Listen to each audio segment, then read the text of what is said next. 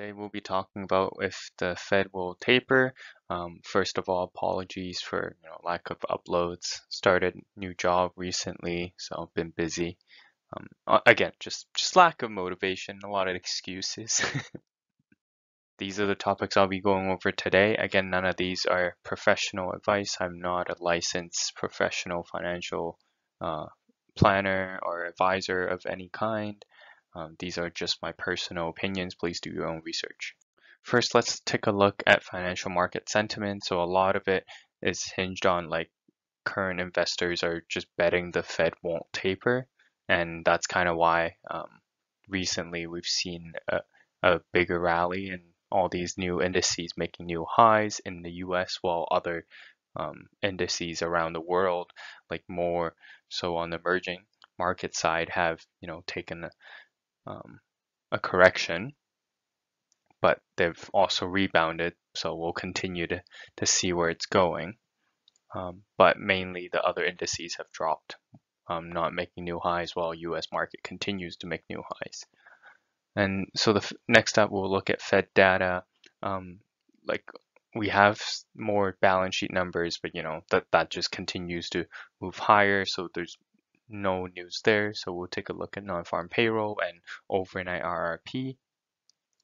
Then we'll take a look at US dollar, where it can be used to deal with inflation pressures, and that might be the key to watch going forward, and wrap up with some commodities updates. So for the US market, they're betting Fed won't taper because the economic data coming out is not as good as anticipated. Hence why today we saw a bad job report is for the top line number, where it's lower than expected in terms of jobs created, is being responded bullish for the stock market, where they realize, okay, Fed will not taper if economic data is not good. They will only do it if it's good, as anticipated. So therefore, if the data is not good, then they won't taper. And pretty much financial markets have they've kidnapped monetary policy coming out of the Fed. And one of the reasons for that is the Powell's nomination is here, where he doesn't want a bad economic look, which is the kind of looks of the financial markets before his nomination. And so that's why he wanted to make sure he doesn't signal any headwind for the financial markets and ensure that he'll get his nomination this weekend. And the question is then, is it possible that he changes his attitude if he gets reappointed? And we'll see more on that on the next FOMC meeting upcoming. And finally, for emerging markets, they continue to tighten versus the easing of Fed and ECB. And the best example still is China, because they have been doing much longer. So you see that not only their equities, but also their real estate is getting impacted, which is something to continue to observe. The longer they can do so, meaning the leverage tightening, the better their capital structure will be in the future.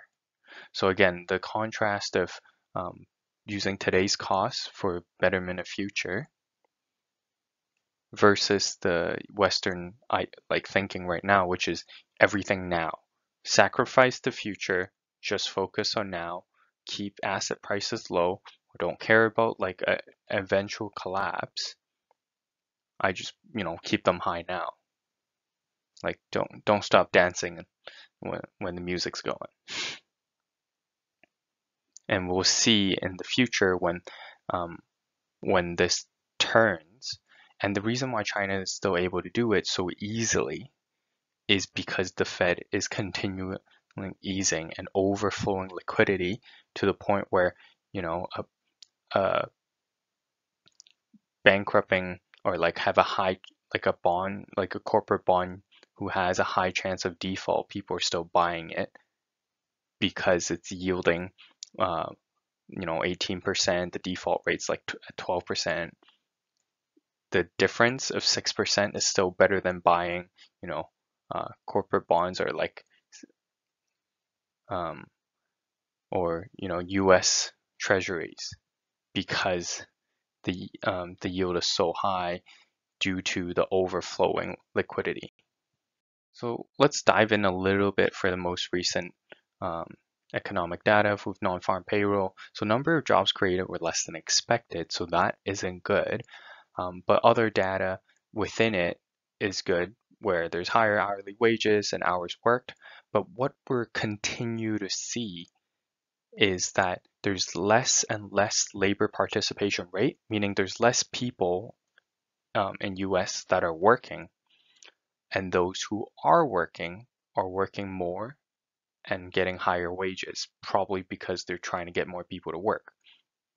And so what we continue to see is a divide between the groups that have jobs are doing better and those who don't have jobs or unwilling to work are not doing as well. So we'll continue to see this divide, and that has, implication going forward in terms of political, which impacts economic. So that's something we'll continue to observe.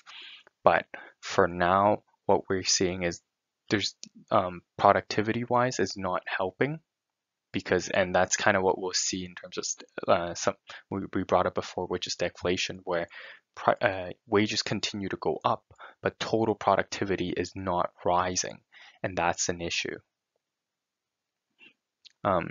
Next, we have the overnight RRP, the repurchase program, where these are big institutes, not just banks. So it could be insurance companies, it can be big funds who put their excess money with the Fed, and with a 0.05%, it continues to make new highs, meaning these institutes are because there's so much overflowing liquidity, they're putting their money back at the Fed instead of spreading out into the economy.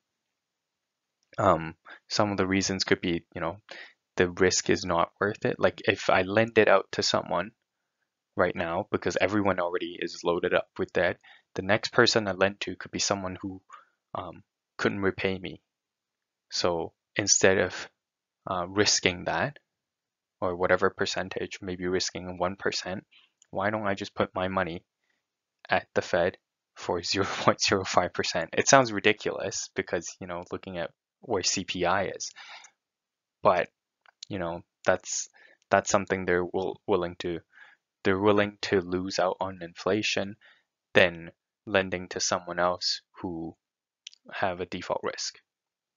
And this can provide a buffer for the Fed in terms of tapering, because if they slow down purchases or they shrink, I don't think they'll shrink balance sheet right away. I think they'll just slow down the pace of purchasing.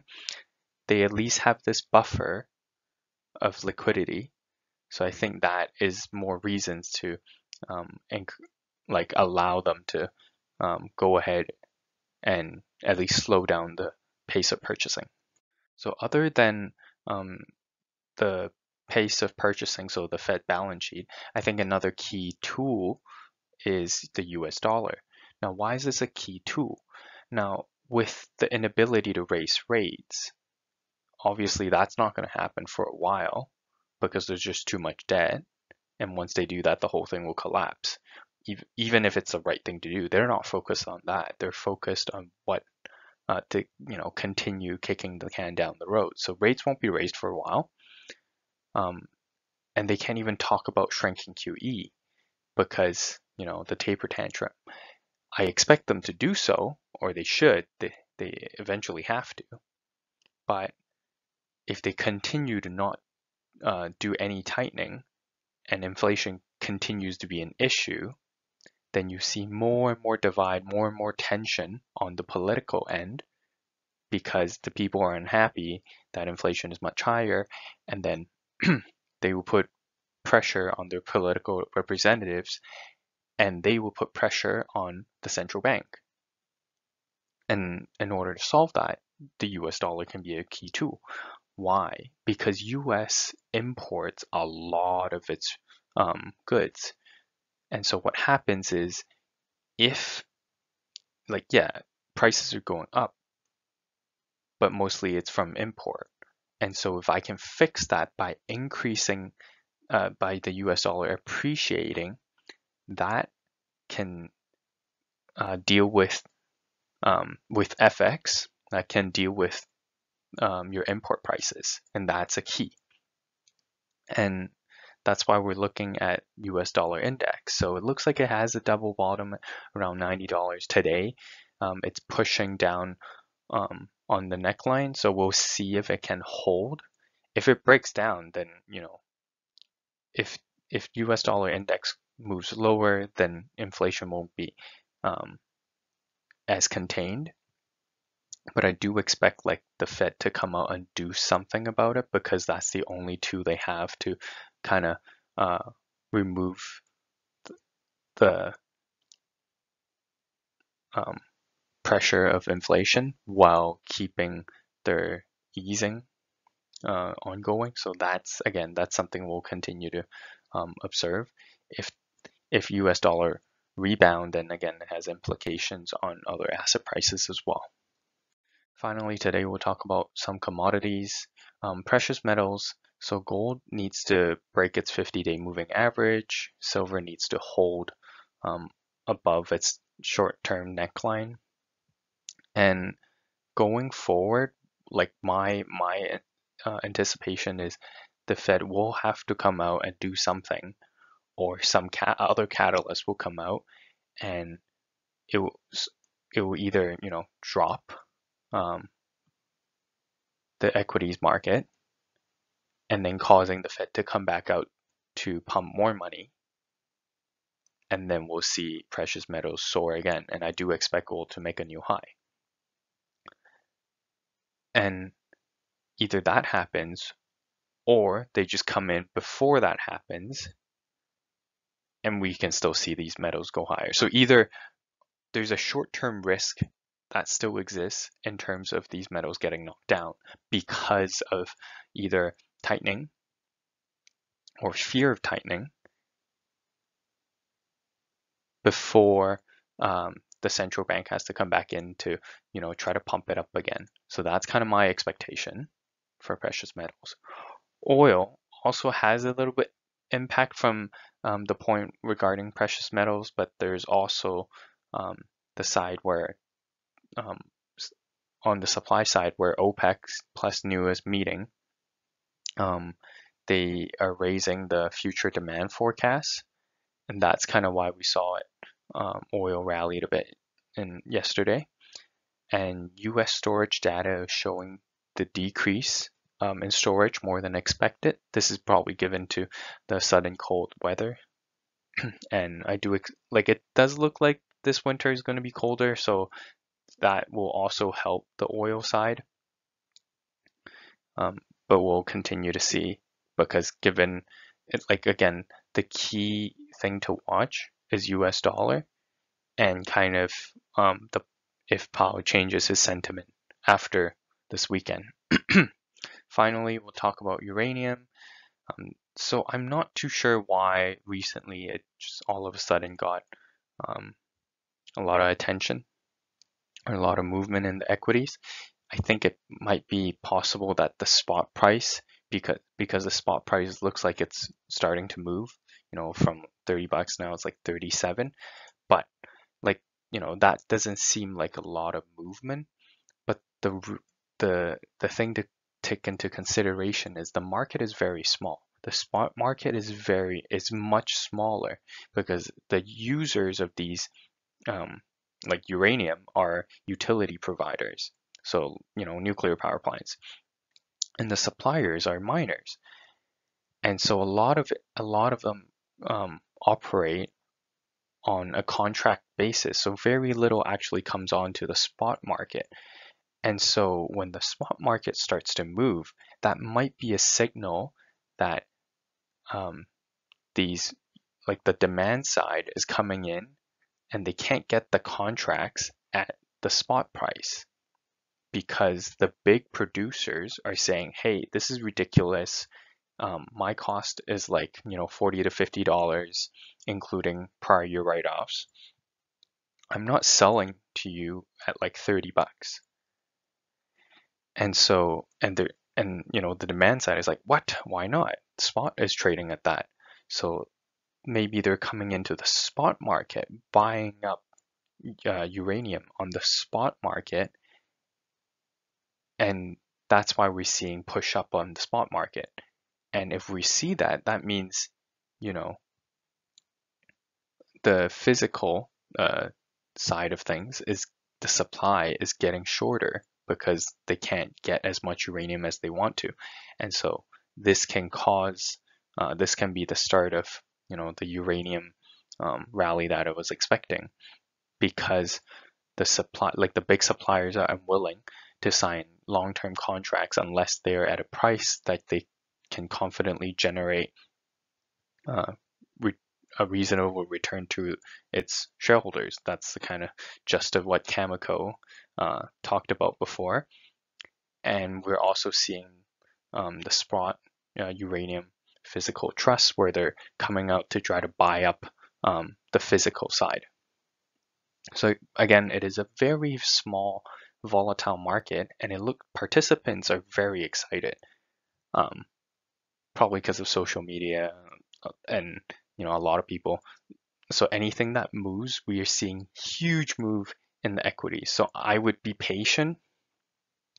Like if you're just gonna buy in and hold for, again, like my timing for this is like 3 to 5 years. Like I don't mind sitting on it for this aspect of my portfolio, and just kind of see how it goes, because I do expect an overshoot where the demand will scramble to try to sign contracts and buy up as much as possible, fear of the price going much higher. And because most of them don't have the incentive to do future planning, because think about it, your government utility entity, like you just get paid a salary. You don't have an incentive to make sure secure long-term pricing, because you're just working for the government. You don't get a bonus, and government doesn't care about prices because they just pay it. They'll just go in debt. There's no profit and loss in this scenario. And so when they scramble, then I think they'll overshoot, and that's where we'll see the final straw, and we'll see a big bubble. And then by then I'll look to get out. So very long term horizon play. A lot of participants are getting ahead of it themselves. Like the juniors are going crazy. Like I wouldn't be surprised if they fall back, having a big up and down day. Like I wouldn't be surprised. So be excited, but also patient. Thank you.